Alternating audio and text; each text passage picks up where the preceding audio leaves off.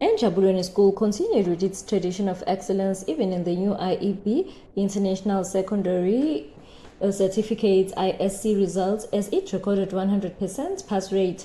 Matthew Kamota, who's the head teacher at enjabulweni School, stated that their success, or rather the success of the school, was influenced by their Christian ethos, the mission and vision of the school. But we also have a very good support from our board, from our parents, and from the teachers. So that partnership, that relationship between all the groups of the enjabulweni community ensures that our results are always improving.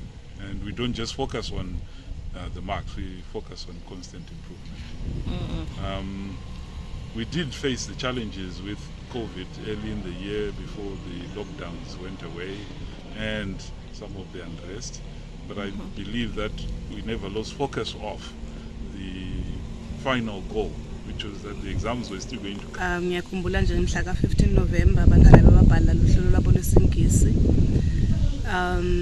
Kwakhanzakala ukuthi sekude kwekuhamba. Sinabona ukuthi abantwana labasebenzisa i-public transport. So ngalelo langa batali kwadzingeka ukuthi bente some alternate arrangements lalo lwethu alisilula lakhaya.